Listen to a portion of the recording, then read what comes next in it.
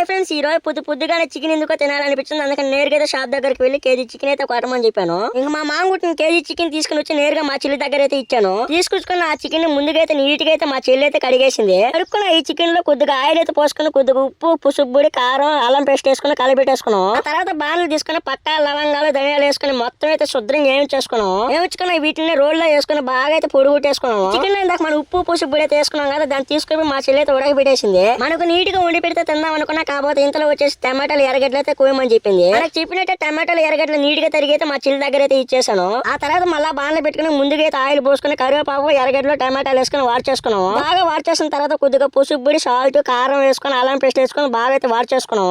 మనం ముందుగానే ఉడకబెట్టుకున్న చికెన్ తీసుకుని వచ్చేసి మనం ఇందాక చేసి పెట్టుకున్న గ్రేవీలు అయితే వేసుకున్నాం. ఈ అలా 10 నిమిషాలు ఉడకబెట్టుకుని ఇందాక మనం పొడి కొట్టుకున్న పొడిని అయితే వేద్దాం. వేసుకున్న పొడిని అటు ఇటు 2 నిమిషాలు బాగా కలిపెట్టామంటే మన చికెన్ అయితే రెడీ అయిపోతుంది. ఒక ప్లేట్ లో అన్నం వేసుకుని మా చెల్లి చేసిన వేడి వేడి చికెన్ వేసుకుని ఒక ముద్ద కలుపుకొని తింటా అంటే టేస్ట్ ముడుకు నా సారం కతక్కని చాలా బాగున్నది.